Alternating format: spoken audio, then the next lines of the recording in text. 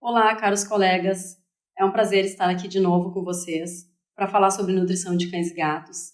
Dessa vez eu vou falar sobre mitos e verdades sobre os carboidratos nas dietas para cães e gatos. Eu agradeço a VetSmart pelo convite e a Mars, empresa que patrocina essa palestra. E então nós vamos conversar um pouquinho sobre esse assunto que é tão polêmico, né, na medicina veterinária. Então eu trouxe aqui alguns pontos para a gente discutir, né, o que é mito, o que é verdade, e vou mostrar bastante evidência científica, né, para embasar, então, os meus argumentos. Então, o primeiro deles, cães e gatos não precisam de carboidratos na dieta. Depois, o segundo, cães e gatos não digerem os carboidratos da dieta. Depois, outro, os carboidratos são os responsáveis pelo aumento da obesidade e, por fim, os carboidratos causam distúrbios na glicemia, podendo levar os animais a desenvolver diabetes mellitus. Então, esses são os pontos, né, que nós vamos discutir ao longo dessa apresentação. Então, existe uma classificação sobre carboidratos pelo NRC, de 2006, em que ele classifica os carboidratos de forma funcional. Ele classifica em carboidratos absorvíveis, que são aqueles que não necessitam digestão, ou seja, os monossacarídeos. Os carboidratos digestíveis, que podem ser digeridos por cães e gatos, são os disacarídeos e os oligossacarídeos com ligação alfa-glicosídica, ou seja, o amido. E depois nós temos os fermentáveis, que são aqueles que não podem ser digeridos por cães e gatos, mas podem ser fermentados pela microbiota do intestino. São disacarídeos e oligossacarídeos com ligação beta-glicosídica, pré-bióticos e amido resistente. E temos também os não fermentáveis, que eles não podem ser digeridos por cães e gatos e nem fermentados pela microbiota intestinal. São representados pela celulose, a lignina, a hemicelulose e outras. Os carboidratos chamados de fermentáveis e não fermentáveis nós não vamos discutir, né, nessa apresentação, porque são as fibras. E a gente quer falar mesmo sobre os carboidratos. São os polissacarídeos amiláceos que nós vamos discutir nessa apresentação. Então, as fibras a gente vai deixar, né, para um outro momento. Vamos discutir bastante a questão dos carboidratos digestíveis, que são os amidos. Então, o primeiro ponto, né? Cães e gatos não precisam de carboidratos na dieta. A gente escuta muito falar nessa frase, né? Em função de que realmente os cães e os gatos são animais carnívoros, e na dieta ancestral, o carboidrato ele não faz parte. Um percentual muito pequeno de carboidrato, que tem participação nas presas, né, que está presente ali no trato gastrointestinal, praticamente não tem. Tem um pouco de fibra, isso sim. Então, tem essa alegação, né, de que por que as dietas têm carboidrato se os cães e gatos não precisam da dieta. E, de fato, essa é uma verdade. Se nós formos pesquisar nos guidelines de nutrição animal de cães e gatos, o NRC, a FEDIAF e a AFCO, a gente não vai encontrar a tabela de requerimento de carboidrato para cães e gatos. A gente vai encontrar a tabela de proteína e os seus aminoácidos, ácidos graxos, vitaminas, minerais, mas a gente não encontra, né, um requerimento de carboidrato. Não é necessário na dieta. Então vamos relembrar aqui, né, um pouquinho sobre o metabolismo dos carboidratos. A gente tem, então, os monossacarídeos, né, que são esses aqui nessa imagem representado pela glicose e pela frutose. Os monossacarídeos, eles são os carboidratos absorvíveis, que eu falei lá no início. A gente tem os disacarídeos aqui, lactose e sacarose. E a gente tem os polissacarídeos, como, por exemplo, a celulose, o amido mesmo, né, carboidrato, que é uma união de diversas milhares de celuloses, e o próprio glicogênio hepático é um polissacarídeo, é a união de várias glicoses. Então, a glicose, ela é o combustível principal das células, né? A gente precisa ter a glicose para gerar ATP. Então, essa glicose, ela vai ser proveniente do alimento, ela vai ser proveniente também da rota gliconeogênica que nós fazemos, os animais fazem, né? Então, essa gliconeogênese, ela é nada mais do que a formação de glicose a partir de compostos que não são carboidratos. Da onde que, principalmente, o gato, que é um carnívoro estrito, faz a gliconeogênese? A partir de aminoácidos, né? Mas também o glicerol, assim como nós. Então, só para nós relembrarmos, né, a gordura, que é o triglicerídeo, ela é composta por glicerol e 3 ácidos graxos, e quando há a lipólise, ou seja, a quebra do triglicerídeo, em algum momento em jejum, esse glicerol ele entra na rota gliconeogênica para formar a glicose, assim como os aminoácidos que a gente chama de aminoácidos glicogênicos, eles também vão entrar na rota gliconeogênica para formar a glicose, né, no momento em que o animal não está recebendo glicose ou está recebendo uma dieta muito baixa em glicose. A questão é que o gato faz gliconeogênese permanentemente. Ele é um carnívoro estrito e ele tem uma habilidade muito grande, né, na utilização de aminoácidos para formar glicose.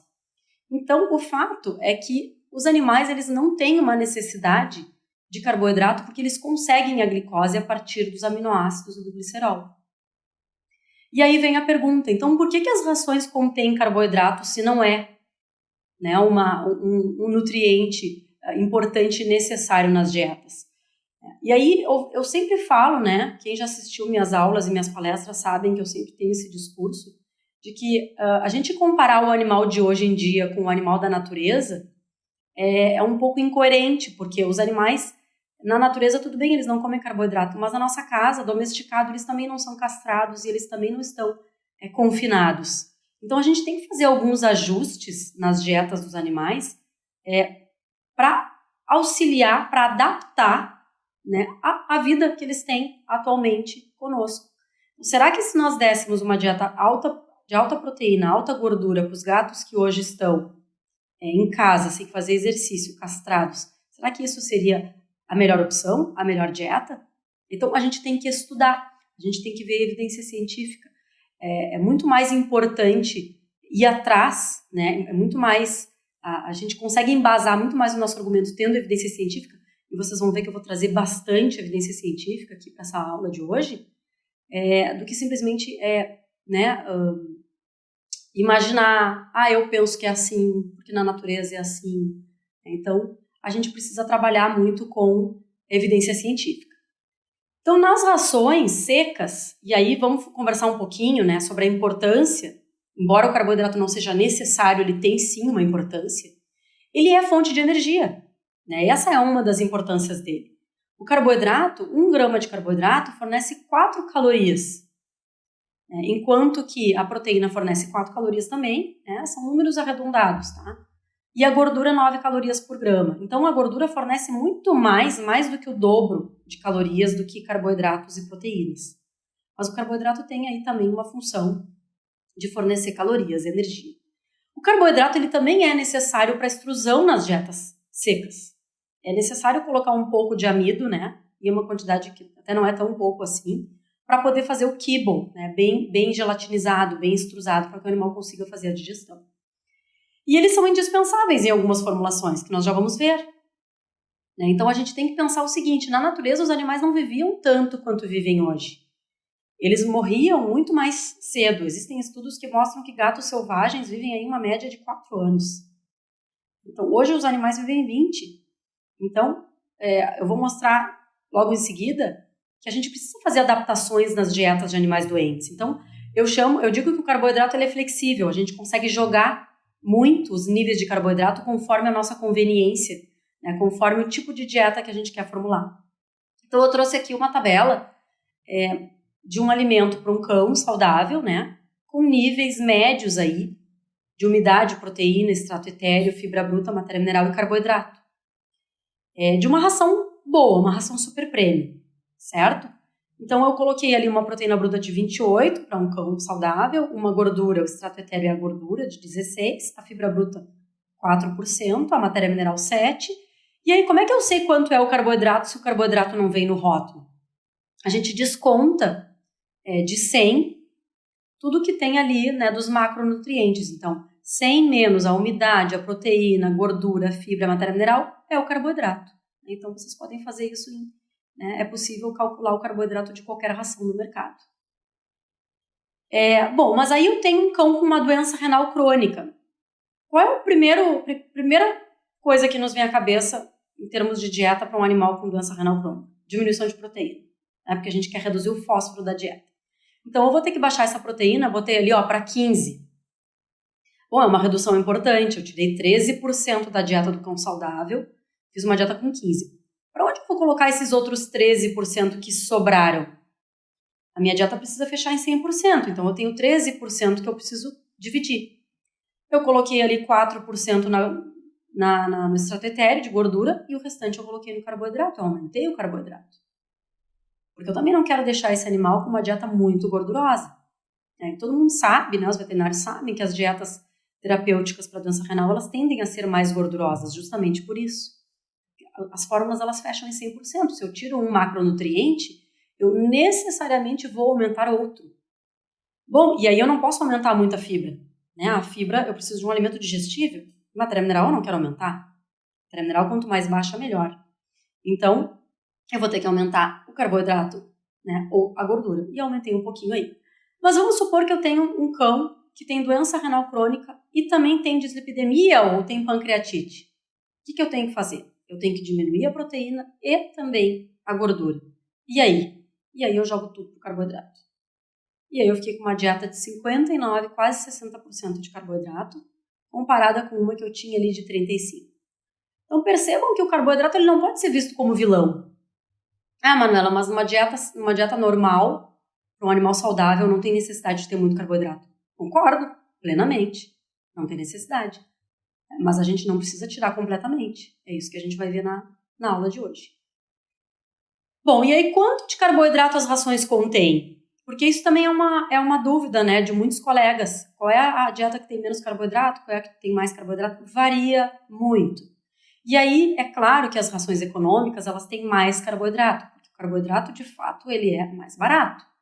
Colocar proteína e gordura na dieta encarece.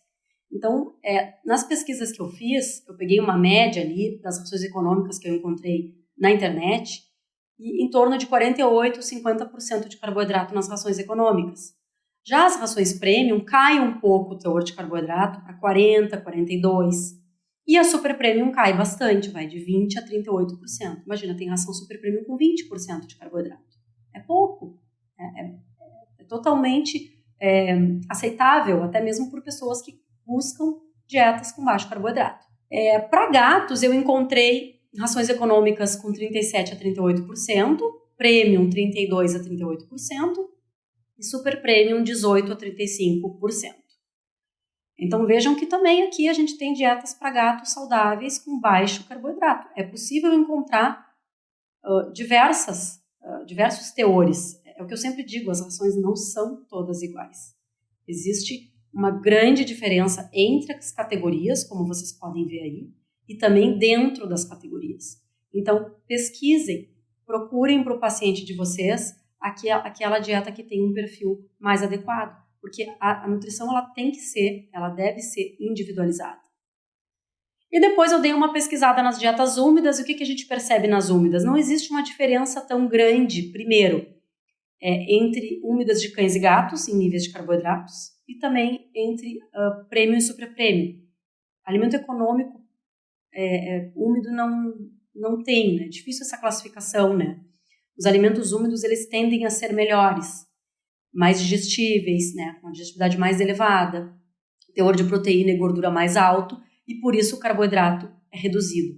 O alimento úmido, ele não precisa de carboidrato para fazer o seu processamento, ele dispensa o carboidrato.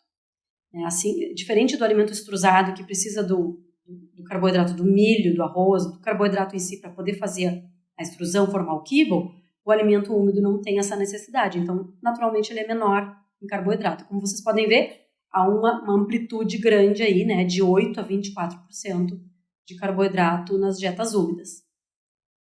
Bom, e aí surgem as perguntas bem frequentes que eu escuto e muitos clientes procuram no consultório, né, fugindo do carboidrato, né, me fazendo essa pergunta. O carboidrato na dieta de cães e gatos, ele é prejudicial? Ao que tudo indica, né, diante das pesquisas que a gente tem hoje, a resposta é não. Ele não prejudica, né, os animais.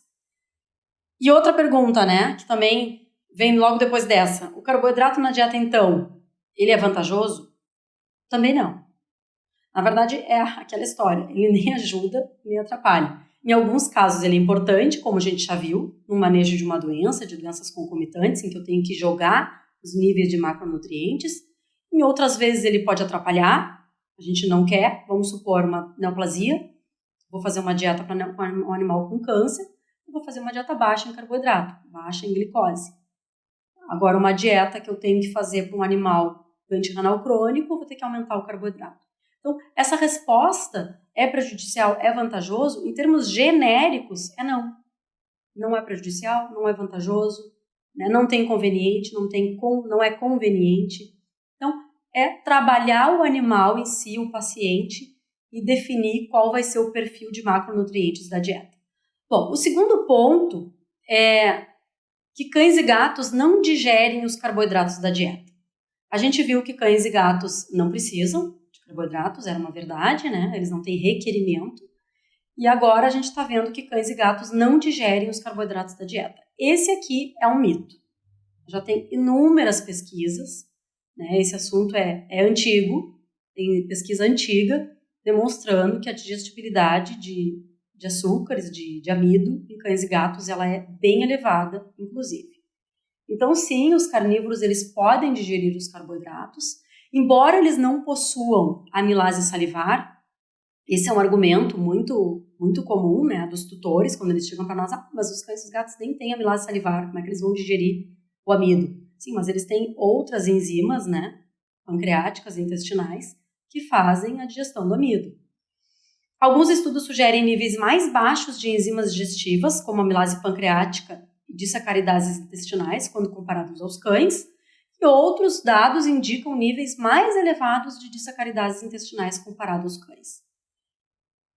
O que está certo ou não, sinceramente, eu não me preocupo com isso. O fato é que os estudos mostram, né, as pesquisas que fazem testes com digestibilidade de amido mostram que a digestibilidade é elevada. Então, vou mostrar para vocês aqui um artigo que saiu bem importante nessa área, né? Eles fizeram todo o mapeamento genético do cão e do lobo, um artigo que saiu na Nature há alguns anos, e eles viram que o cão ele tem 10 genes relacionados ao amido e ao metabolismo lipídico que demonstram que o cão ele tem ele tem um maior aproveitamento do amido quando comparado aos lobos. Ele consegue digerir o amido de forma mais eficaz do que o lobo. Então, eu sempre costumo dizer isso também, né? Quem já ouviu meus alunos e quem já viu minhas palestras sabe que os cachorros eles não são lobos.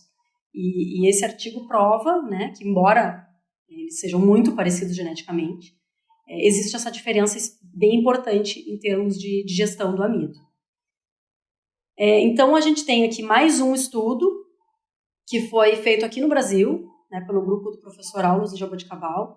Nesse estudo que foi feito comparando 6 fontes de carboidrato, o efeito das 6 fontes de carboidrato na digestibilidade de cães e na resposta pós-prandial de glicose e insulina, foram utilizados a mandioca, o milho, o sorgo, o arroz, a lentilha e a ervilha. E notem que os coeficientes de digestibilidade foram todos muito altos, né? O mais baixo foi 98,7 na dieta contendo ervilha. Então, isso para cães, né? Então, vejam que é realmente muito alta a digestibilidade do amido. 98,7 é muito bom. Embora tenha dado diferença, 98,7 para 99,3 com arroz, milho, mandioca, deu diferença estatística, né? Significativa. Mas em termos numéricos, a digestibilidade é muito boa, 98,7.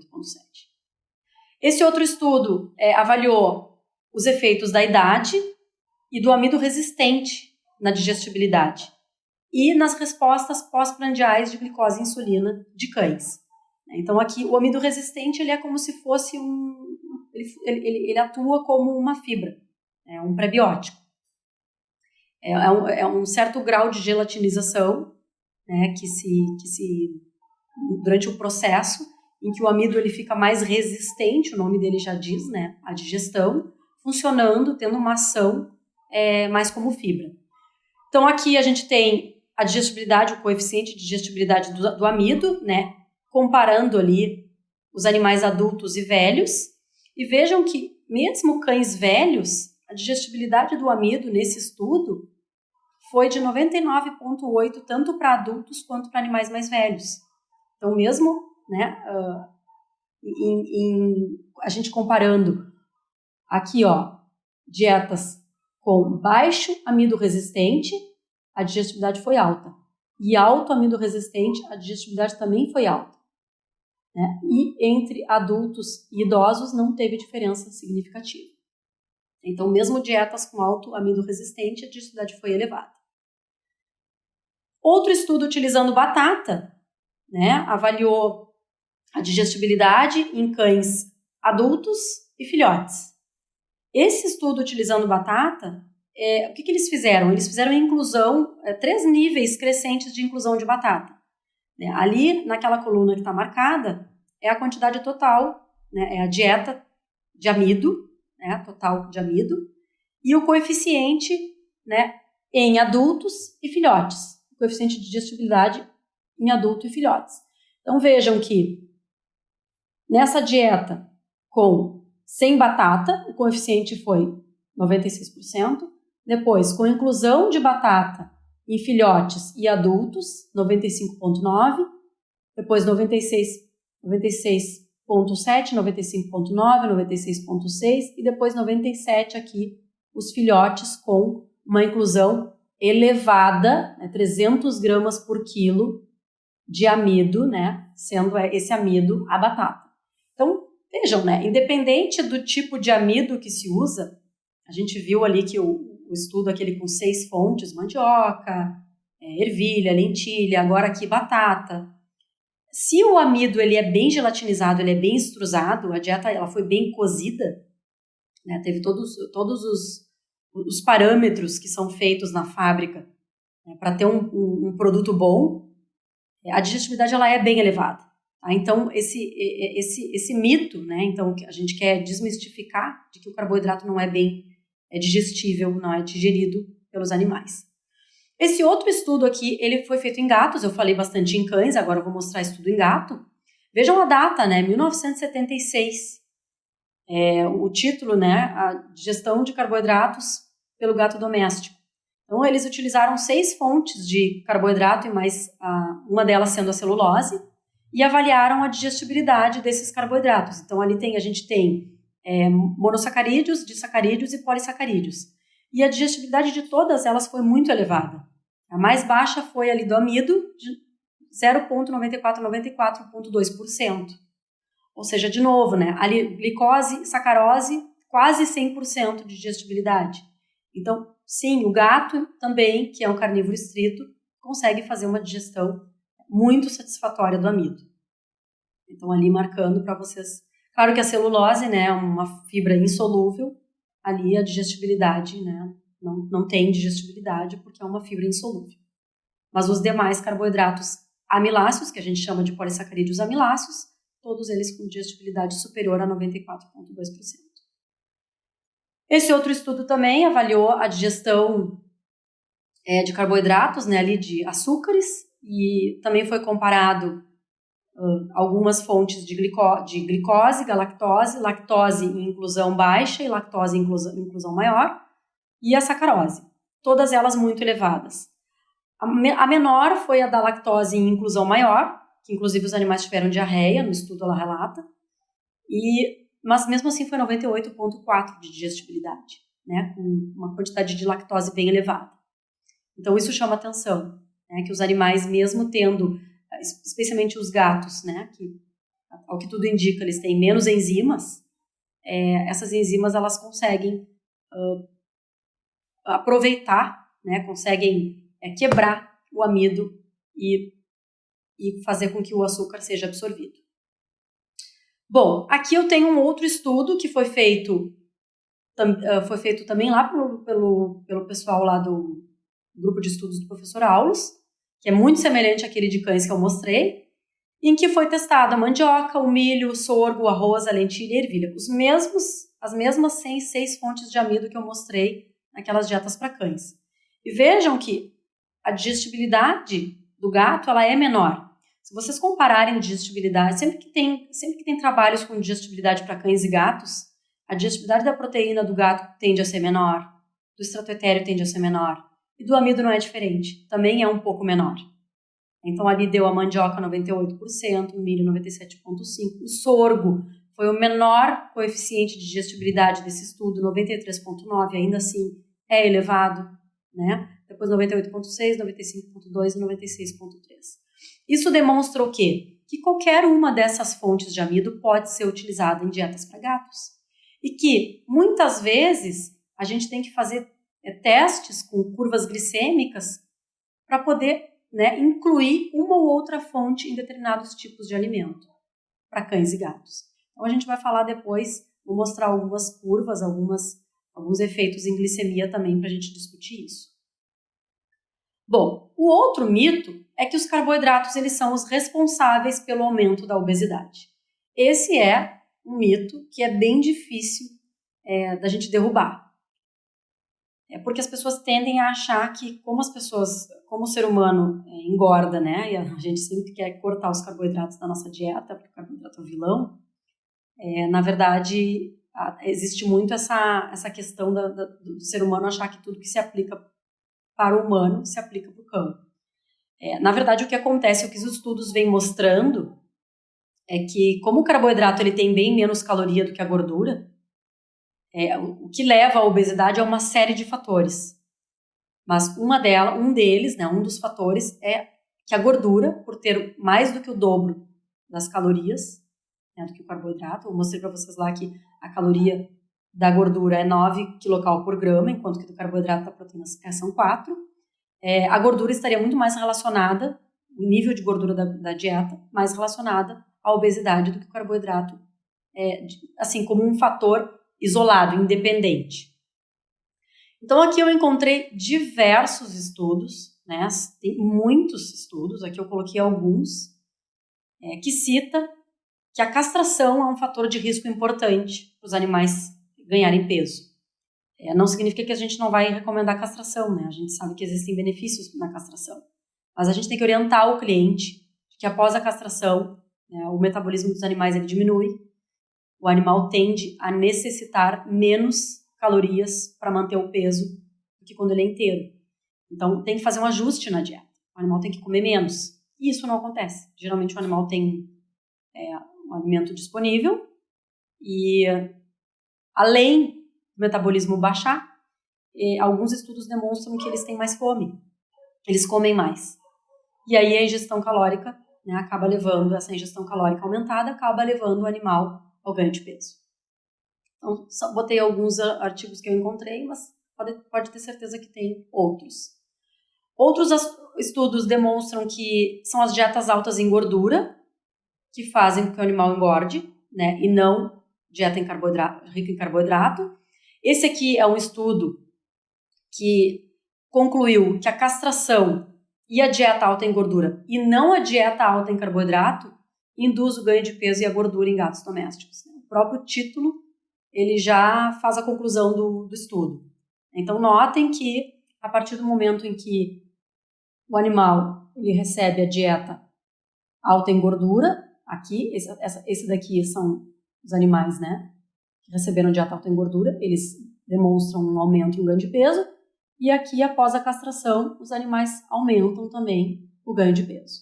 Então, dieta alta em gordura e castração, e não dieta alta em carboidrato, induz o ganho de peso e de gordura em gatos domésticos. Esse é um estudo relativamente antigo já, 2007, né? Outro fator de risco para a obesidade é a inatividade. Então, claro que os gatos eles tendem a ser muito mais inativos e sedentários do que os cães, mas a gente vê muito cão que não tem acesso à rua, né, ou porque vive em pátio, ou porque vive em apartamento e os tutores não têm tempo, ou não querem levar porque podem pegar pulga, né, enfim, N motivos que fazem com que os tutores não levem os seus animais para passear, né, para uma caminhada. E os gatos, geralmente, né, ficam realmente em casa, a grande maioria não tem acesso à rua, e aí, então, a inatividade é um fator bem importante de risco. Por que eu falo tanto nesses fatores de risco, né? E acho importante ter isso em mente. Porque eu brinco que a nutrição, ela é vista muito como, ou ela é a vilã, é a culpada. O alimento é o culpado. A dieta seca é a culpada por os animais engordarem, diabetes mellitus, dar câncer, tudo. Ou então ela é milagrosa. Não, a dieta que resolveu o problema, agora eu vou entrar com uma dieta tal e vai resolver. Não, acho que os extremos não é por aí que a gente tem que ir, acho que tem que ter um equilíbrio, né? Então, eu sempre digo, estudar mais e especular menos. Então, vamos ver o que tem na literatura e buscar orientar o cliente da forma mais adequada para que a gente tenha uma qualidade de vida do animal, né? É o que a gente quer, o que o cliente quer. Então, assim, a gente tem que orientar o tutor, né, com relação a isso, porque muitos deles vêm para mim dizendo que não querem mais dar o alimento X, Y ou Z por conta que o animal engordou. Não é por isso, é porque o animal é sedentário, é porque a dieta sim tem alta gordura, é porque o animal foi castrado, né? A pessoa não brinca, não distrai o animal, ele passa dormindo, né? Dá comida, então esse é o próximo ponto. Excesso de petisco e resto de comida. A pessoa está comendo e está dando comida para o animal. Agora na quarentena, né, eu fico pensando a quantidade de animais que vão ganhar peso nesse período, que as pessoas estão em casa e estão dividindo ali a mesa com seus animais. Então o excesso de petisco também já foi bastante relatado como um grande fator de risco para a obesidade. Então esse aqui foi um estudo que avaliou a prevalência e os fatores de risco para o ganho de peso em gatos e concluiu que a habitação em apartamentos, isso só de gatos, a habitação em apartamentos, a inatividade, a meia-idade, o sexo, no caso machos, né, os gatos machos têm mais tendência a ganhar peso, isso tem em diversos estudos também, a castração, as raças mistas e certos fatores alimentares que também foram associados ao excesso de peso. Então, são vários os fatores de risco. Né? Por que a ração é a culpada sempre? A comida é a culpada sempre. Né? Tem que avaliar como um todo. Tem que fazer todo um manejo. Não é atender o animal obeso e prescrever uma dieta hipocalórica e mandar para casa. Tem que fazer toda uma mudança de comportamento. Claro que a castração não tem que fazer, né? O gênero do animal ser macho também não tem. Né? Mas fazer com que o animal tenha mais atividade, fazer com que o animal... cortar os petiscos, né, dar um alimento úmido associado, não só trocar a ração seca. Tem outros manejos que a gente pode fazer. Bom, depois a gente chega no último ponto da nossa palestra de hoje, que também é um mito, né, que é que os carboidratos eles causam distúrbios na glicemia e isso poderia levá-los ao desenvolvimento de diabetes mellitus. É outro mito, então vejam que nessa palestra tem mais mito do que verdade. A gente viu verdade só lá na primeira, né? O resto tudo é mito. E aí eu vou mostrar também, né, algumas evidências científicas. Quem me conhece, quem já assistiu palestras minhas e aulas minhas, sabem que eu sou bem prática, eu gosto de mostrar exemplos, gosto de fazer algo bem dinâmico. Mas esse tipo de palestra sobre um assunto tão polêmico e que tem muito mito envolvido, é difícil a gente não trazer muita evidência científica. Então, desculpem se eu estou enchendo vocês de artigo científico aí, mas realmente é importante para que vocês vejam que não é uma opinião minha. E sim, eu fiz uma extensa revisão da literatura para trazer desde artigos mais antigos como mais modernos, né, bem atuais, para mostrar para vocês que realmente tem um mito envolvido aí, um mito forte envolvido com carboidrato na dieta para cães e gatos. E ainda mais agora que está voltando, né, a questão de alimentos mais próximos ao que o animal come na natureza, o carboidrato está sendo visto bastante como vilão.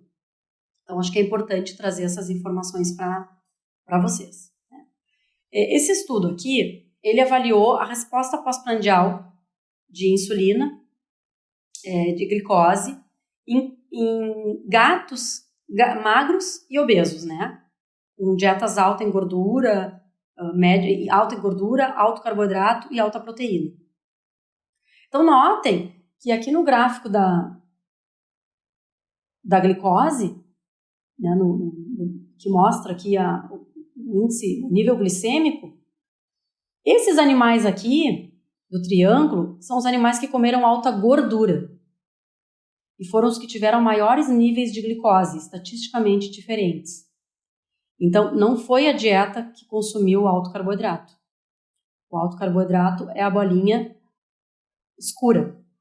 E aqui é a bolinha vazada é a alta proteína. Então, a dieta com alta gordura, né, produziu, né, promoveu níveis glicêmicos maiores nos gatos. E quando compararam gatos obesos com gatos magros, vejam que os obesos, por si só, né, eles já demonstraram níveis maiores, eles já apresentaram níveis maiores de glicose sanguínea. Então, o fato do animal ser obeso já faz com que ele tenha glicose mais elevada, né? E nesse estudo demonstrou que a alta gordura e não o alto carboidrato levou a níveis maiores de glicose. Então, de novo, né? O pessoal aí culpa o carboidrato, é o carboidrato que faz ficar diabético, mexer na glicemia, e a gente vê alguns estudos que não. Esse outro estudo aqui foi uma tese, uma dissertação de mestrado, né, que avaliou o efeito do tratamento da obesidade sobre a glicemia e a insulinemia de gatos. Ela defendeu essa dissertação em 2006. Então, aqui a gente vê no gráfico, né, aqui é o incremento de insulina, né, e o tempo, ao longo do tempo. Vejam que o pico de insulina foi aqui, ó, no grupo dos animais obesos. Esse tracejado aqui. Esse outro grupo aqui é o obeso após a perda de peso. E a linha contínua é o controle que não era obeso. Então vejam que os animais obesos, eles precisam de mais insulina para controlar a glicemia. Então a conclusão desse estudo foi que a obesidade ela prejudica o metabolismo de carboidratos dos felinos e que esses animais obesos, após perder 20% do seu peso corporal, reduziu as concentrações de glicose sanguínea e promoveu melhora na ação da insulina. Então, o animal que é obeso, ele só o fato de fazer uma redução de peso, independente da dieta, já faz com que tenha uma melhora em níveis glicêmicos e insulínicos. Aqui a gente tem um outro estudo, que foi feito pelo grupo do professor Alan, da URGS, em que ele avaliou os fatores de risco para diabetes mellitus canina. E o que ele concluiu, né? O que esses pesquisadores concluíram? Que a alimentação não exclusiva de dieta comercial balanceada, ou seja, né, outros tipos de dietas, ou né, misturas de alimentos, sobrepeso, excesso de peso, consumo excessivo de petisco e o diestro, né, especialmente para, assim, aqui a gente está falando de cadelas, são os principais fatores de risco para diabetes mellitus em cães. Tá? Então, é importante a gente conhecer quais são os fatores de risco. Tá? E sim, a dieta é importante, é um fator de risco. Aqui ele não avaliou a questão do carboidrato, gordura ou não, só o fato de o animal comer a mais. O que faz o animal engordar, é importante lembrar o que é a obesidade. A obesidade nada mais é do que o animal, uma pessoa que ingere mais calorias do que aquilo que ela gasta. Então, se ela ingere calorias provenientes de gordura, carboidrato ou proteína, até mesmo de proteína, além daquilo que ela precisa, ela vai engordar. Isso é um ponto, é óbvio, mas vale a pena a gente recordar. Esse outro estudo aqui foi feito avaliando, né, através de dados de um hospital veterinário nos Estados Unidos, em que eles avaliaram fichas de gatos que foram diagnosticados nos últimos 30 anos, de 1970 a 1999, com diabetes mellitus. Então, eles verificaram lá, né, nas fichas do hospital, entre esses anos, 30 anos, e verificaram que haviam 2.576 gatos com diabetes mellitus. E aí eles observaram que 62,5% eram machos e 37% eram fêmeas, 87% desses animais eram castrados, 85% de raças mistas, 82% tinham mais de 7 anos, então aqui é importante lembrar que a idade também é um fator de risco para diabetes mellitus em gato, e também a questão do sobrepeso nos machos. O macho parece ser mais predisposto, vários estudos apontam isso, a diabetes mellitus e a obesidade do que as gatas fêmeas. Já em cães, isso é um pouco diferente. Esse outro estudo aqui, bem interessante, foi feito um questionário por telefone, com 96 gatos diabéticos e 192 não diabéticos. Eles fizeram várias perguntas sobre a história médica dos pacientes, sobre a dieta que os pacientes consumiam, atividade física, se é que eram feitas algumas, então várias perguntas, né? E aí, o que eles concluíram? é que a inatividade física e o confinamento são os fatores de risco para diabetes em gatos.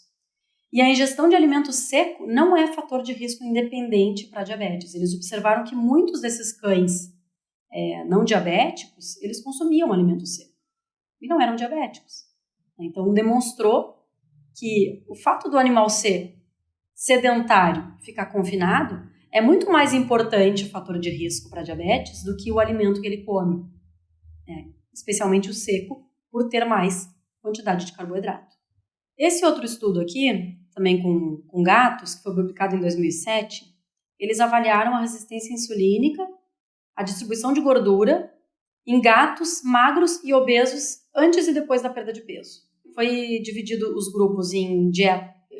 Cada um dos grupos consumiria dietas alta em proteína ou dietas alta em carboidrato. O que eles concluíram? Que a obesidade e não o teor de proteínas ou carboidrato da dieta levou à resistência à insulina e à diminuição da eficácia da glicose. Os resultados não suportam o conceito de que dietas ricas em carboidratos promovem a indução da resistência insulínica e, portanto, o desenvolvimento de diabetes mellitus felino. Então, mesmo os animais que consumiram dietas altas em proteína, tiveram a resistência insulínica em função de serem obesos. A obesidade é muito mais importante aqui do que a dieta ser rica em proteína ou rica em carboidrato. Bom, esse outro estudo, publicado em 2011, avaliou os efeitos de níveis diferentes de amido na resposta pós-prandial de glicose e insulina em cães e gatos. O que eles fizeram? Eles utilizaram dietas com níveis baixos de carboidrato, 12%, níveis moderados, 31%, níveis elevados, 41%. Esse gráfico é a resposta glicêmica dos gatos, que deu uma diferença importante aqui que a gente vai falar. O que eles concluíram? Que os perfis pós-prandiais de glicose e insulina foram semelhantes em gatos e cães após a ingestão das dietas secas com baixo e moderado amido, 31% e 12%. Já na dieta com alto amido, 41% para gatos, teve diferença estatística nos níveis de glicose, foram mais elevados, mas 6,9 milimol por litro é algo tão elevado assim a ponto de ser preocupante, que não basta só ter um aumento de glicose, a gente tem que pensar se esse aumento de glicose ele é importante, ele é fator de risco para uma diabetes mellitus. E a conclusão dos pesquisadores é que não existem efeitos adversos conhecidos deste nível de hiperglicemia em gatos. Então, claro, mais estudos semelhantes a esse, e inclusive com maior tempo de consumo dessas dietas altas em carboidrato, são necessários, para que a gente tenha maior conclusão. Mas, enfim, o que a gente pode tirar de conclusão? Que sim, 41%, que é um nível relativamente alto de carboidrato na dieta de gatos, eleva a glicemia desses animais. E isso poderia ser importante. Então, a gente tem que buscar, talvez, dietas com menos carboidratos. 31% foi igual a 12%. Então, a gente pode utilizar níveis moderados com segurança, de acordo com esse estudo, que foi feito lá no Centro de Pesquisas de Walton. Outro estudo bem interessante comparou a glicemia provocada por uma dieta com arroz com uma dieta que foi utilizada sorgo no lugar do arroz, do milho. Essas respostas glicêmicas e insulinêmicas, elas foram em cães, também lá do professor Aulos. O que eles viram, que a glicemia dos cães que foram alimentados com arroz, ela teve picos, vários picos pós-prandiais. E a insulina acompanhou, também teve alguns picos e se manteve elevada. Já a glicemia do sorgo não teve aqueles picos, não foi a uma glicose tão elevada e se manteve ao longo do tempo. A insulina teve um comportamento semelhante, se elevou e se manteve ao longo do tempo. Isso mostra que a gente, de novo, nós temos que estudar, o carboidrato, ele é ruim, o carboidrato em alta quantidade, ele não é bom, tem que usar moderado carboidrato. Tudo isso a gente tem que chegar nessas conclusões através de pesquisa. Qual carboidrato usar? Qual é a concentração de carboidrato? Pacientes diabéticos. Por que a gente vê nos rótulos de rações para animais diabéticos o sorgo? Porque foram feitas pesquisas, como essa, por exemplo, onde se viu que a glicemia ela oscila menos né? A insulina, a insulina também oscila menos, tem menos picos, né? Quando o animal faz consumo de um carboidrato de baixo índice glicêmico, que é o caso do sorgo. Então, para esses animais, eu vou procurar uma dieta com sorgo, e não com arroz, não com milho, não com outros amidos. Então, a questão não é tirar o carboidrato, a questão é qual carboidrato usar, qual concentração de carboidrato usar. A gente não pode esquecer também que, se a gente for utilizar, né, existe um problema aí, que é a questão do custo do alimento. Se a gente for utilizar dietas que têm basicamente proteína e gordura, muito embora os animais podem lidar com isso, elas vão ser muito caras. Se a gente pode utilizar um carboidrato que vai fornecer energia, que não vai prejudicar o animal, que vai manter curva glicêmica como a gente deseja, por que não? E ter um custo menor desse alimento. Não vejo problema algum. Bom, então, como considerações finais dessa palestra, a gente vai concluir que os cães e os gatos digerem bem o amido das dietas. A gente viu ali por vários artigos que eu mostrei para vocês, né? A digestão ela é ótima, né? A menor digestão 93, 94%. O carboidrato ele não causa obesidade de forma isolada, e sim, são vários fatores de risco, né? O carboidrato ele não faz por ele, né? O animal engordar. É o excesso de comida, é o estilo de vida, é a castração, é o excesso de petisco, a idade, tudo isso. O carboidrato moderado não causa hiperglicemia ou hiperinsulinemia. A gente viu naquele estudo que eu acabei de mostrar que o carboidrato elevado ele pode sim, né, provocar alteração glicêmica, muito embora é questionável o quão essa alteração glicêmica é prejudicial ou não, mas eu não faria questão de uma dieta com tão alto carboidrato, acho que não tem necessidade alguma. Vocês podem me perguntar, tudo isso para falar que carboidrato é bom e que dá para dar um monte de carboidrato na dieta dos animais? Não é esse a conclusão da palestra de hoje. A conclusão é que não vamos olhar o carboidrato como um vilão. Ele pode sim estar presente, ele não prejudica, ele não causa obesidade, ele não causa diabetes mellitus e o animal consegue sim fazer boa digestão. Tá? Então, o último, o animal ele não tem indícios ainda de pesquisas demonstrando que o carboidrato ele é um potencial risco para o desenvolvimento de diabetes mellitus. Então, de novo, é uma questão de quantidade, é uma questão de procurar de acordo com a necessidade do animal, a fase de vida do animal, a doença que o animal tem. Eu sempre comparo o carboidrato para o paciente diabético com a proteína no paciente doente renal. A pergunta é, a proteína causa doença renal?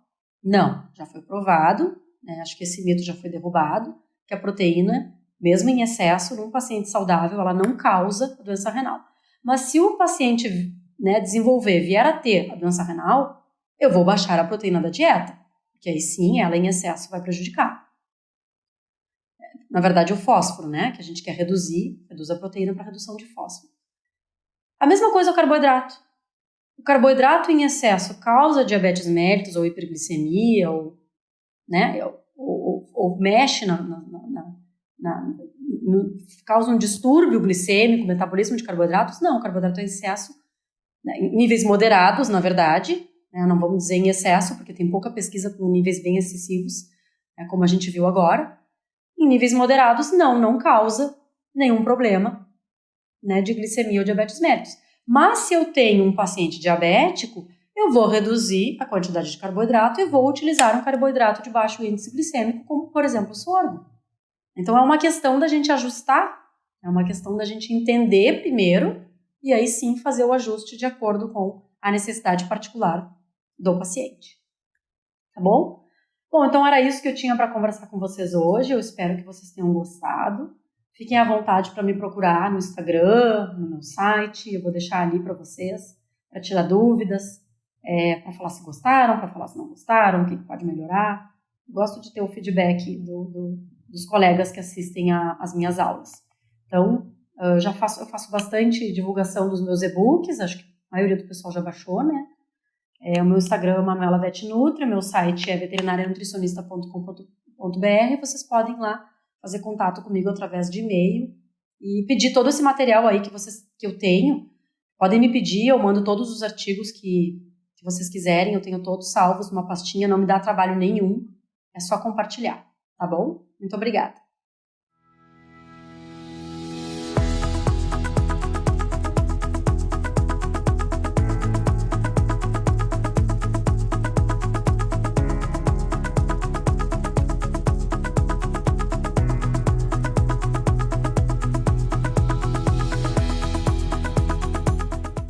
Waltham is a world-leading authority in pet nutrition and pet care.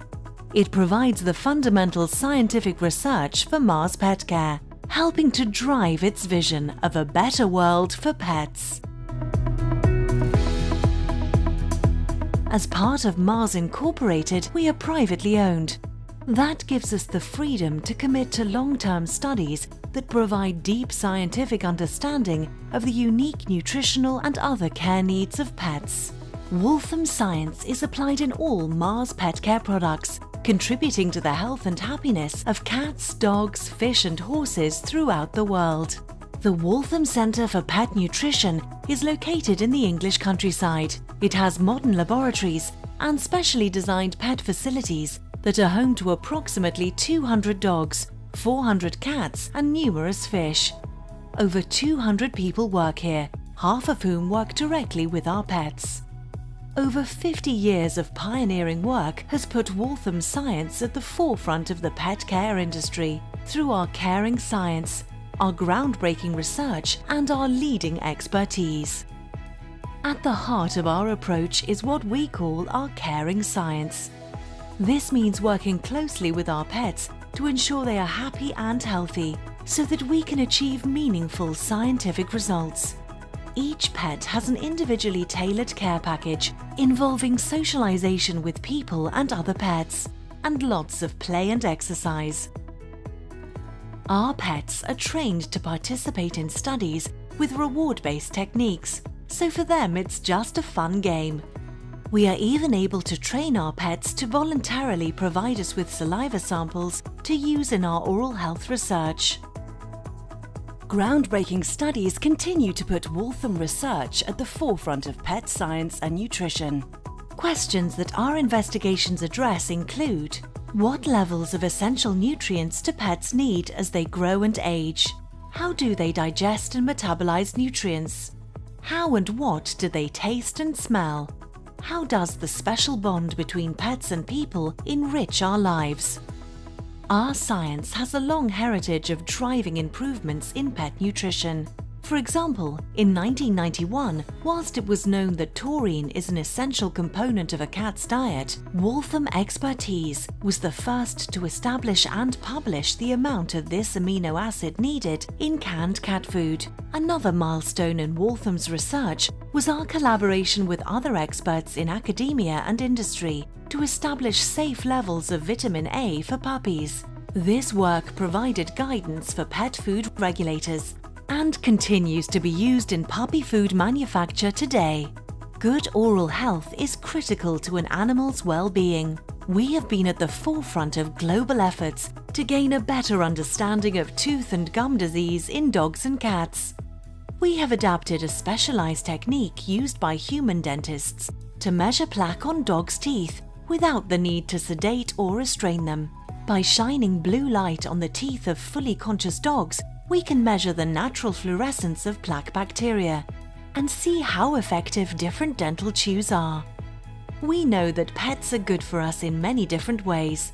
Our studies are exploring what this means physically and emotionally. For example, we have shown that children without brothers or sisters are especially attached to their pets. This provides them with the opportunity to develop skills in nurturing and caring for others. Our expertise equips us to be a world leader in pet nutrition and care, and a champion for best practices in the pet food industry. Waltham nutritionists, veterinarians, microbiologists, biochemists, and animal behaviorists are internationally known for their collaborative work. We actively fund student projects to grow and develop talent in our industry. We share our knowledge widely. Waltham scientists have contributed to hundreds of scientific publications, and the number continues to grow. We also communicate our findings online and in the media so that all pet owners can benefit from our insights. We work with industry regulators and government bodies to shape a global environment for pets to thrive through the best possible nutrition and care. We are very fortunate to share our working life with pets. We are proud to live our love of pets through caring science, groundbreaking research, and industry leadership. And we are proud to be part of Mars Pet Care's vision to create a better world for pets. Para você, médico veterinário autônomo, dono de clínica veterinária ou pet shop, o VetSmart e a PetLove vão te ajudar a complementar a sua renda, oferecendo de forma gratuita um e-commerce com a sua cara, mais de 15 mil produtos e a garantia de entrega PetLove, o site número 1 em vendas de produtos pet no Brasil. Toda a criação e gerenciamento da sua loja online é feita de forma 100% digital através do aplicativo do VetSmart. É muito simples e rápido. Para garantir uma renda extra, você só precisa divulgar a loja para seus clientes e após a venda, nós cuidamos de tudo. Cobrança, entrega e o pós-venda também. Venha ser um parceiro PetLove VetSmart e faça parte da revolução do mercado veterinário no país.